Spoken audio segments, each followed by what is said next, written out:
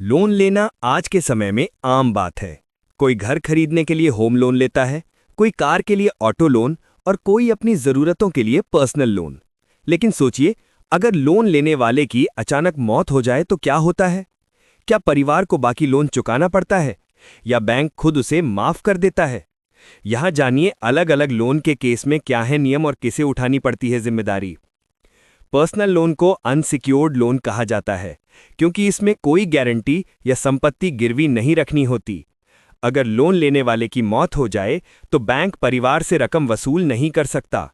Loan सिर्फ उधार लेने वाले व्यक्ति की आय पर आधारित होता है, इसलिए उसकी मौत के साथ ही ये कर्ज भी खत्म हो जाता है। बैंक इसे अपने नॉन रिकवरेबल खातों में डाल देता है। क्रेडिट कार्ड पर जो भी खर्च होता है वो भी लोन की तरह ही होता है, लेकिन अगर कार्ड धारक की मौत हो जाए तो बैंक या कार्ड कंपनी परिवार पर बकाया का बोझ नहीं डाल सकती। अधिकतर मामलों में बैंक उस राशि को बैड डेट मानकर अपने रिकॉर्ड में बंद कर देता है। परिवार को इस कर्ज से राहत मिल जाती है। होम लोन सिक्योर्ड लोन होता है। लोन के बदले घर या संपत्ति के कागज बैंक के पास गिरवी रखे जाते हैं। अगर लोन लेने वाले की मौत हो जाए तो बकाया चुकाने की जिम्मेदारी को एप्लीकेंट या कानूनी उत्तराधिकारी की होती है। अगर परिवार लोन चुकाने में असमर्थ हो तो बैंक संपत्ति को नीलाम करके रकम निकाल सकता है। आज के समय में ज्यादातर बैंकों में ऐसी स्थितियों से बचने के लिए home loan insurance cover offer किया जाता है।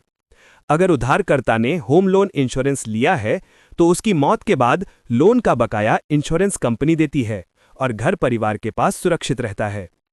कार लोन भी सिक्योर्ड लोन होता है, जिसमें बैंक कार को ही कोलैटरल के रूप में रखता है।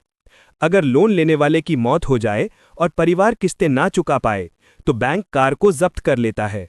बाद में उसे बेचकर बकाया लोन की वसूली की जाती है। इस तरह बैंक अपने नुकसान की भरपाई कर लेता है। जरूरी नहीं, लेकिन सलाह दी जाती है। इससे उधारकर्ता की मौत की स्थिति में इंश्योरेंस कंपनी लोन चुका देती है। हाँ, बैंक पहले नोटिस भेजता है।